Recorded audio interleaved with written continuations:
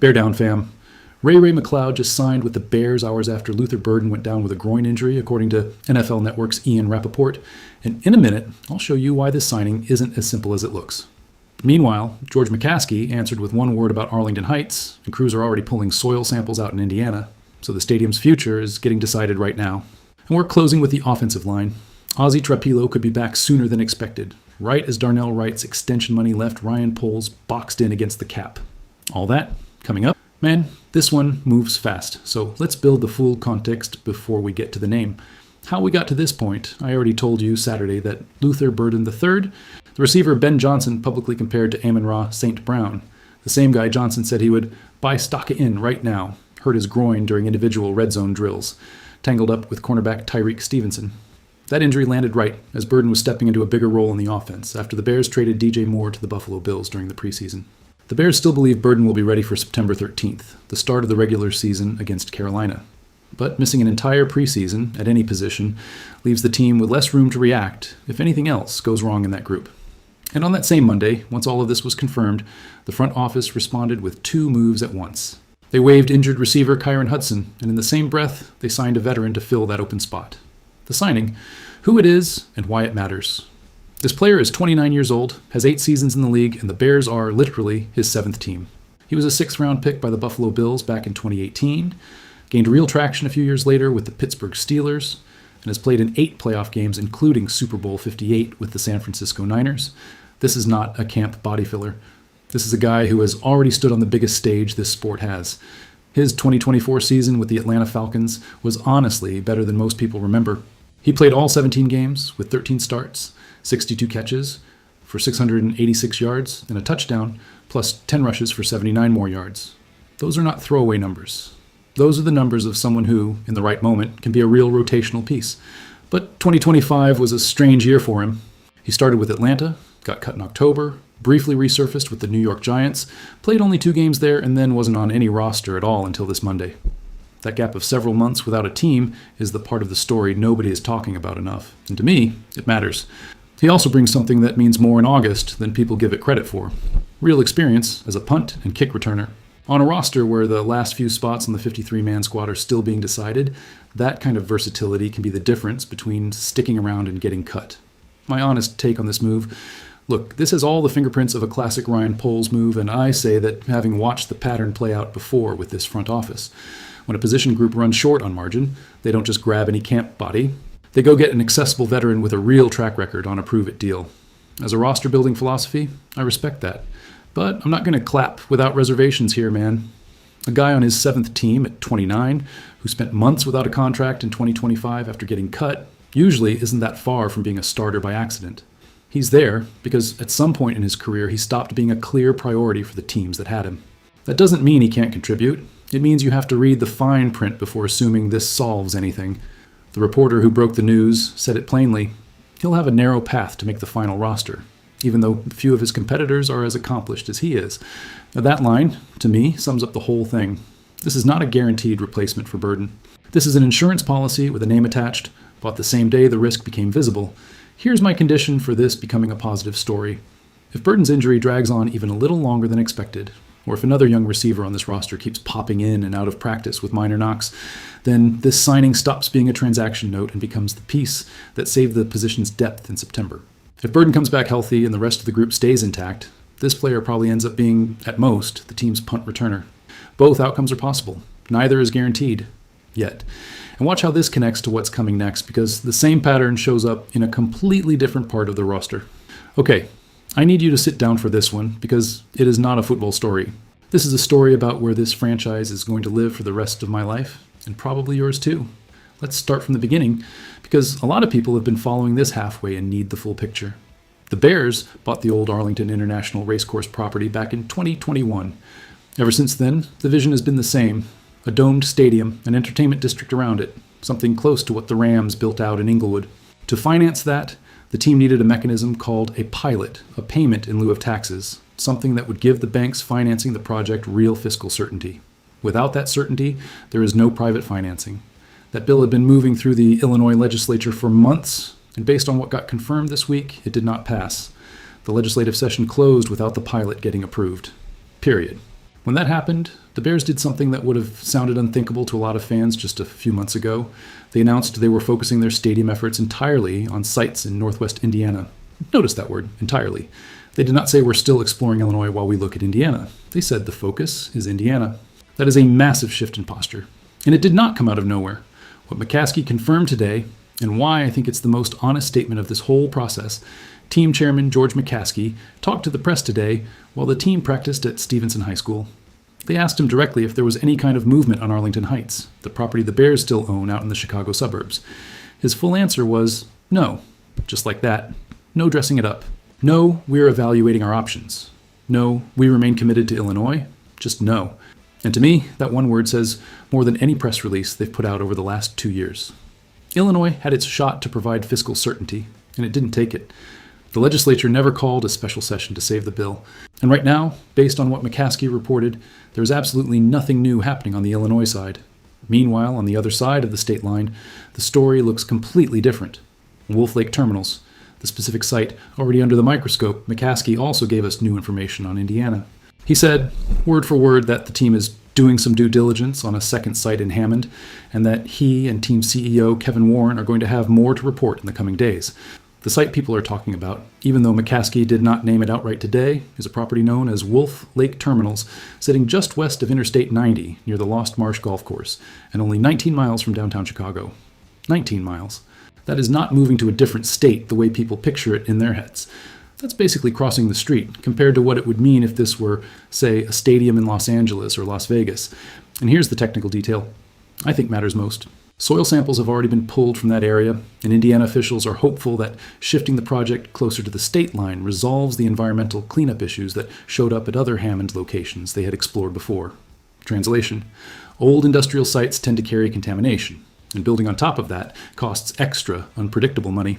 If Indiana found a spot where that risk is lower, that speeds everything up. Indiana Governor Mike Braun is already talking about this in literal football terms. He said they're in the red zone.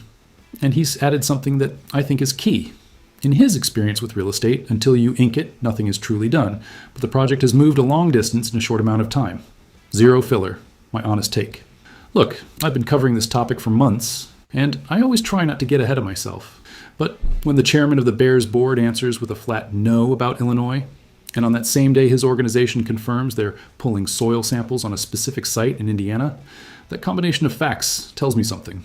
This is not a hunch. It's what they're showing through action, not through a pretty press release. And I'll say this with my stomach a little turned, because I grew up watching this team at Soldier Field with my dad. And the idea that in a few years I might have to cross a state line to watch a game weighs on me more than I'd like to admit on camera. This isn't blind fan pride. Something real gets lost when a city lets its team walk over pure political paralysis, and that something doesn't come back just because the new stadium looks nicer on the other side of the border. I could be wrong. Illinois could still call a special session. Last-minute politics have surprised us before, and I've been wrong predicting this stuff too. But if you ask me today, on August 10th, what the real state of this negotiation is, I'll tell you that Indiana is running alone on the field, while Illinois has not even put its cleats on yet. And here's the part that genuinely frustrates me as a Chicago fan. Commissioner Roger Goodell already leaned on the franchise back in the spring to make a fast decision between Arlington Heights and Hammond. They were expected to decide by summer. We're in August, and there is still nothing signed. This weekend, the Bears play their first preseason game at Soldier Field. The same old stadium, the same place they've played their entire modern history, while the future of the franchise still hangs in the air. What this means for us as fans, I want to be clear about something, because I know this conversation creates real anxiety in the community. If the Bears end up in Hammond, they are not moving to Los Angeles. They are not switching time zones. They stay 19 miles from the Loop. Lake Michigan is still the same lake. The history of Hollis, of Butkus, of Peyton does not disappear just because they cross an invisible state line. But something real does change. Chicago is a city that builds its identity around neighborhoods and specific places. Moving the team, even if it's geographically close, is a symbolic hit a lot of fans are going to feel deeply. And honestly, if that happens, the responsibility does not fall on the Bears. The Bears bought their own land, waited years, and asked for a reasonable fiscal certainty mechanism. Illinois had the chance to keep them, and so far it has let that chance slip. And notice something, fam. That same caution we just saw in the receiver signing, protecting yourself before the problem grows, is exactly what's missing from Illinois in this negotiation. One side is reacting fast, the other one is still frozen. And to close things out, I want to talk about something almost nobody is connecting yet, but that I think is central to understanding the real state of this offensive line. The Aussie Trapilo situation. Trapilo was a second-round pick in 2025, and his first year was a roller coaster. He came to Chicago after playing right tackle in college, so the move to the left side was rough from the start. In fact, the coaching staff pulled him out of the left tackle competition early in last year's training camp. But when an injury to Theo Benedette opened the door in Week 12, Trapilo answered the call. He won the job and held on to it the rest of the season until the wild card round in overtime against Green Bay, when he suffered a serious knee injury that ended his year. I have to pause here for an honest fact check with you, because the sources do not fully agree on the exact name of the injury. Some reports point to a torn patellar tendon, others mention the Achilles. What is confirmed across every source is the severity. This is the kind of injury that typically keeps a player off the field anywhere from 6 months to a full year. The good news, according to NFL reporter Albert Breer, is that Trapilo might be back sooner than expected. That lines up with him getting spotted doing strength and conditioning work back in July, and with general manager Ryan Poles voicing optimism about his recovery during this year's draft. Per PFF, in his rookie season, Trapilo gave up only 2 sacks and 15 pressures across 283 pass blocking snaps. For a rookie learning a brand new position on the fly, those numbers are solid. Right now, while Trapilo recovers, the competition for the starting left tackle job includes Braxton Jones, Jedrick Wills Jr., a former first-round pick from 2020 who signed a 1-year deal as depth, and Kieran Amagaji. It's a real battle with no clear favorite yet, and normally that would be a red flag. But if Trapilo actually comes back within this season, and comes back with the quality he showed in his final 6 starts last year, that battle solves itself. The other side of the coin, Darnell Wright's extension and the salary cap squeeze. Here's where the story gets interesting, because while Trapilo represents hope for the offensive line, there's another piece of news that represents real financial pressure. The Bears gave right tackle Darnell Wright a 4-year extension. In a vacuum, I think that's the right call. Wright was a first-round pick in 2023, has started essentially every game he's appeared in, and helped cut down the sacks Caleb Williams took during the 2025 season. But that extension has an immediate cost. According to SpotRack, the deal cost the Bears $3.8 million in cap space for 2026, even though it opens up an additional $9.6 million for 2027. The problem isn't the structure of the contract itself, the problem is the timing. Right now, in the middle of training camp, with injuries still popping up and the regular season just weeks away, the Bears are left with roughly $5 million in top 51 cap space. $5 million is nothing in the modern NFL. That means reduced room to maneuver for waiver claims, for practice squad elevations if someone gets hurt, for potential late trades before the deadline. It's the kind of squeeze that usually doesn't get felt until an unexpected injury hits, and the team suddenly realizes it has no room to react. My personal read on all of this, I'll be honest, I understand why Ryan Poles decided to extend right now instead of waiting. A tackle at his level is exactly the kind of piece you don't want to risk losing on the open market, and as a roster decision in a vacuum, I'll applaud it. But as a fan who's already watched this roster run out of options in October because of poorly timed cap decisions, I don't love the timing here. $5 million in space in the middle of training camp, with the left side of the line still up for grabs, that's not margin, that's a bet. And cap bets get called in when you least expect it, usually around week 9 when somebody goes down and there's nothing left to react with. Poles isn't a sentimental GM. We've said that on this channel plenty of times. But this time, the financial math and the on-field risk math are not in sync, and that tension is real. I'm not going to pretend it isn't. And there you have it, fam. One of those days where everything moves at once, and where the same pattern shows up 3 times if you know where to look. The front office reacts fast when the receiver gets hurt. Illinois doesn't react at all while the stadium slips away. And the offensive line lives caught between a recovery that's arriving sooner than expected and a salary cap that got tighter right when it needed the most room. This franchise still has the talent to compete for real this season. None of these 3 stories changes that. What changes is how much margin for error they have to make everything line up at the same time. And today that margin felt a little smaller than it did yesterday. Bear down, always. Drop a like if this breakdown helped you out, subscribe if you haven't yet, and tell me down in the comments, do you think this veteran signing actually helps, or is it just another camp body? I'm reading every single one of them. See you in the next one.